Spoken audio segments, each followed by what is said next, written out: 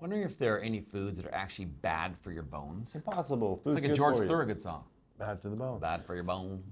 Food's important. Food's good for the bone. Any food's good for the bones, isn't Wrong, it? wrong. Not any food is good for the bones. Welcome to Talking with Docs. I'm Dr. Brad Weening. I'm Dr. Paul Zalza, and we're orthopedic surgeons, so we care about your bones Care more so than you much, think. A lot about the bones. And a lot of people are trying to make healthy choices, eat the right food, exercise, do all the things so that as they go through life, their bones don't get too soft. They don't end up getting a fracture like osteopenia or osteoporosis. Yes, We've done a lot of videos about osteoporosis this. puts you at risk for fracture. Right. Nobody wants a fracture. And so you might be making a choice that you think is not a bad choice, but there might be a specific reason where it's pulling calcium out of your body. So our bones are remarkable reservoirs of calcium. They're alive too. They turn over constantly. They really are. And one of the main roles is that the calcium is used to balance acid base. Yeah, they're You know what I actually mean? reactors, little tiny chemical big chemical reactors. Right, and we have cells that are constantly making bone and Osteoblasts. and taking bone back up or breaking it down. Osteoclasts. And it's that balance that decides whether or not your bone density is going to go up, stay the same, or going to go down. Yin yang sort of thing. Yin and yang. So there are certain foods or certain food behaviors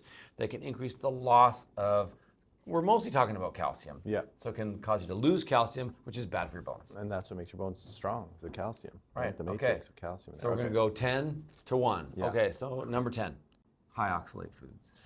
We did a video about oxalates. Yeah, sorry, Popeye.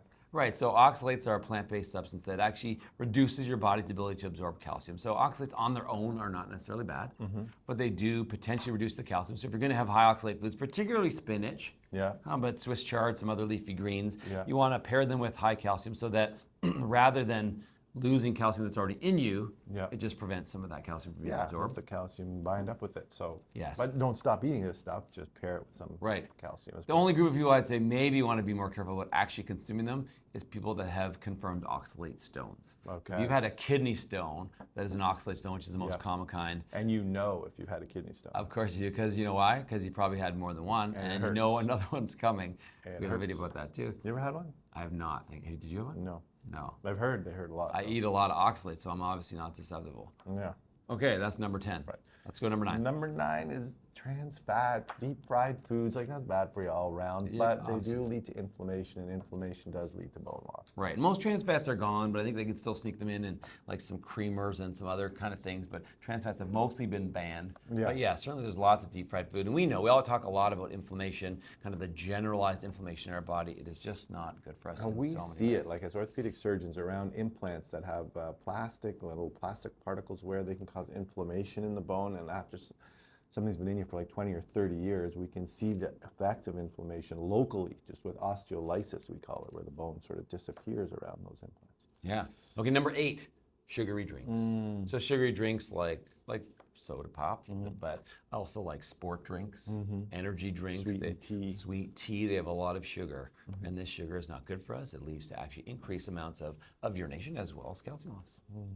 It's a shame, eh? It is a shame. I like the sugary drinks. Yeah, who doesn't like sugary drinks? Caffeine. I like caffeine in my soda drinks too. Yeah, it's not good for you either. Caffeine's like a diuretic, right? So now all of a sudden you're peeing out your calcium that you need for your bones. Right, and yeah, that caffeine increases the flow or your glomerular filtration rate, so you pee more, and then it leads to calcium loss. So caffeine in mild to moderate doses is actually not bad for you, but we're talking about excessive amounts of caffeine. What do you mean, like 3 cups or more of coffee a day? They say 2 is about that kind of the safe target, but beyond 3 or same thing equivalent. How many do you drink a day? I have one in the morning on the way in. That's it. That's it? Yeah. You're like this based on one cup? That's incredible. Sometimes I'll have tea during the day, especially in the winter. Once we did videos about how good tea was for us, I drink a lot more tea. Yeah, the green tea you like. Yeah, and then after... I had you at like 5 cups a day. No, 1. And then after like 3 or 4 o'clock, then I drink decaf organic green tea. There you go. Because otherwise I can't sleep. No, there's your diuretic. You know calcium. Because I like restorative sleep. With the restorative sleep. Okay, number 6 is highly processed carbohydrates. So what's a highly processed carb? So it's like some cookies or white bread, white pasta, white rice, pastries, baked Just remember, goods. if it's fun to eat, you better stay on your feet. Yeah, because if you fall, you break something. Yeah, so these unfortunately pull calcium from our body. So, and it makes sense. These are just all foods that maybe we should eat less of. Not you don't have to eat 0, but beware that if you're eating this, it's not helping you. I think the other thing too about any food on this list is that usually it's displacing healthier choices. Yes, displacement is one of our ones. But and the other thing about this, some of these foods you just don't eat.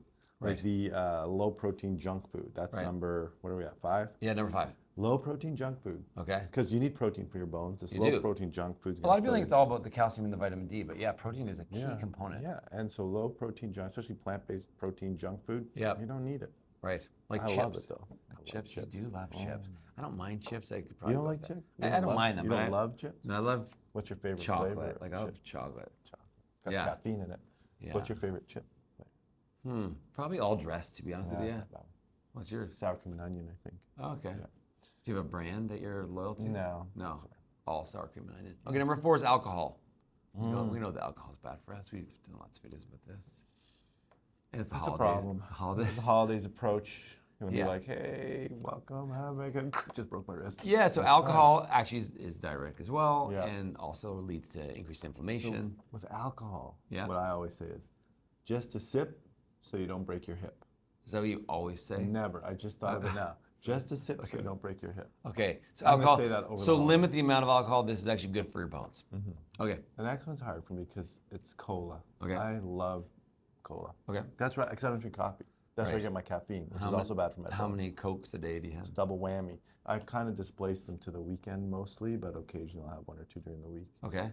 Yeah. And yeah, this is because of the phosphoric acid content. Yeah, that's right. And they've actually done studies, because a lot of people are like, oh, carbonation is the problem. And actually they did studies with phosphoric acid. comparing to club soda or whatever that didn't have that, and they didn't have the same problem. So it actually is something unique in that phosphoric acid in the dark cola. Increases bone turnover and Yeah. goodbye.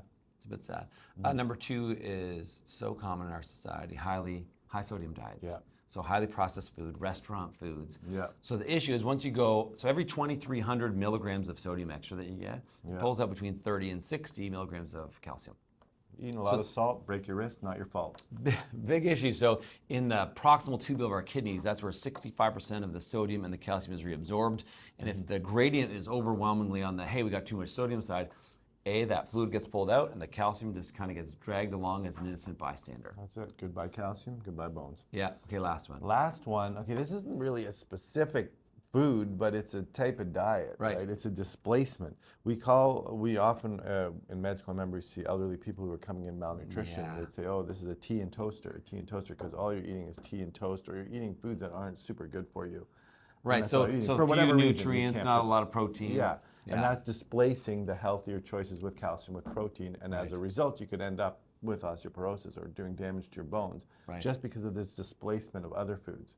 And there's a variety of reasons for that, like Yep. socioeconomic reasons that you might not be able to get the food that you need, but you're displacing the food that you do need. Yeah, so you want to prioritize that calcium, the protein, the vitamin D.